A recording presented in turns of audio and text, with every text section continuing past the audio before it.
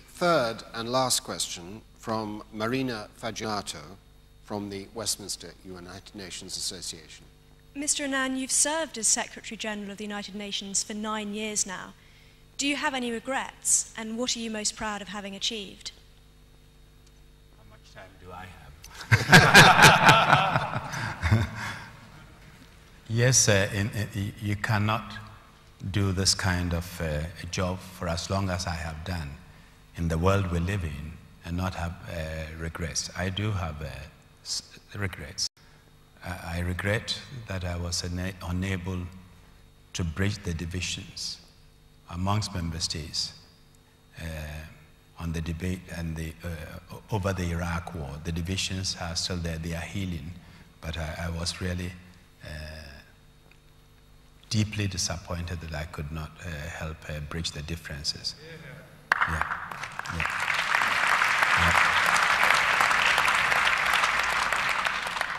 And of course, recently you've all heard a lot about the Oil for Food program. And I think I regret that I did not pay attention sooner to the problems in the program, whether I would have been able to deal with it or not, given the way it was set up and the responsibility centers were distributed. But I should have probably paid more attention to the difficulties in that. And I think the other thing that has hurt the organization, myself and the staff, is a distraction that has been caused by these politically motivated campaigns against the UN and against instances of corruption by staff members blown completely out of proportion.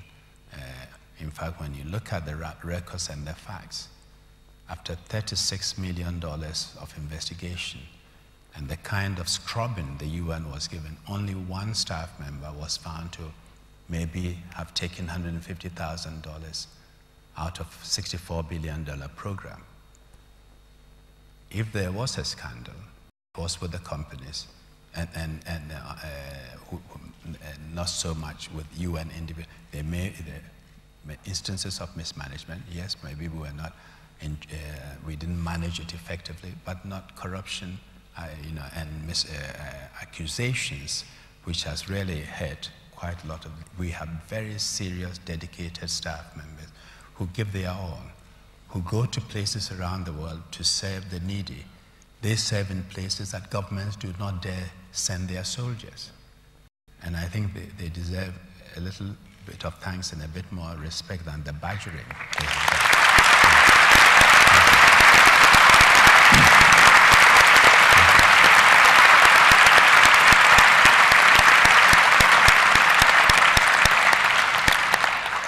On the things I'm proud of, I think I'm proud that I've been able to broaden the constituency of the UN, reminding the public and the members that it should not be only an organization, governments talking to each other, that we needed to bring in the peoples, we needed to work with NGOs, with the private sector foundations.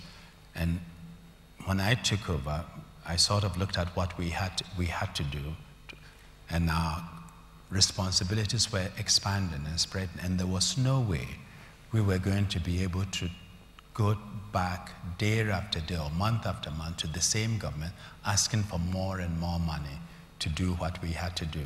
So the only way we could expand our capacity was working in partnership with other people who were working in the same area, whether it's private sector, civil society, and it was the issues we were dealing with couldn't be solved by governments alone anyway. So reaching out and working with them in partnership has been one of my proudest achievements. And of course, with the issuance of the report, We the Peoples, we have also been able to provide a common framework for development, which has been accepted by governments, by NGOs, and all the agencies. And I think it's a unique example where we have a common framework for development, which is so simple that the average man and woman in the street understands it. And we are putting lots of energy behind it. And of course, recently in the larger freedom document, which the Foreign Secretary spoke about, I have tried to energize the member states to take a critical look at the organization and prepare for the 21st century. I was very pleased that at the end of last summit, the member states have come to accept the inescapable links between security, development, human rights, and the rule of law. And that because of the work Sir David and others did, they had also accepted a broader definition of threats rather than the conventional one of conflict and war between states or civil war.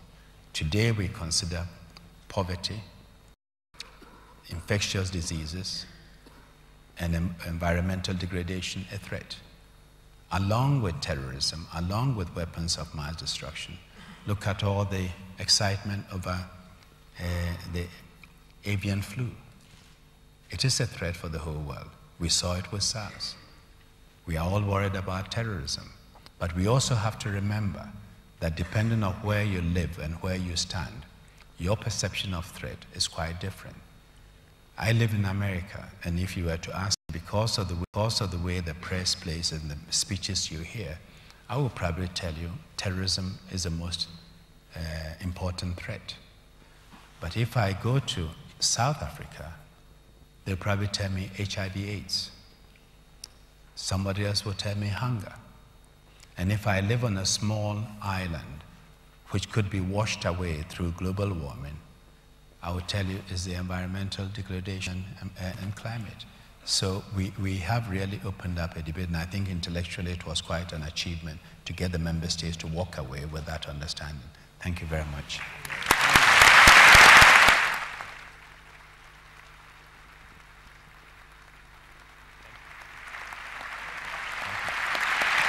I just wanted to say one more.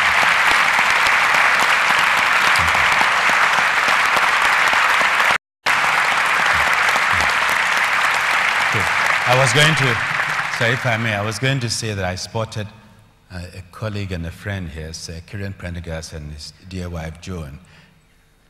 Even though he's moved on and now he's doing some exciting things at Harvard University, he was one of those who worked very closely with me on this reform, and particularly on the security side, the panel on threats, challenges, and change. So Kiran, thank you very much for the work. He was one of really the key. Why didn't you stand up and let people look at you? Joan, stand up too, both of you.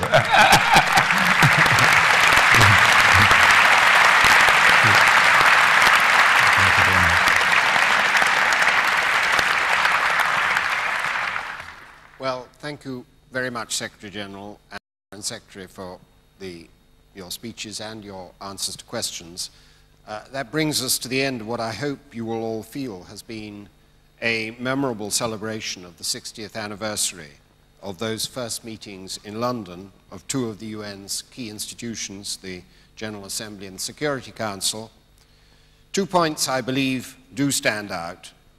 How much has been achieved in the last 6 decades, and how much remains to be done if the UN is to live up to the aspirations of those who founded it, and of all those around the world who look to it to provide effective and equitable solutions to the challenges which confront the international community.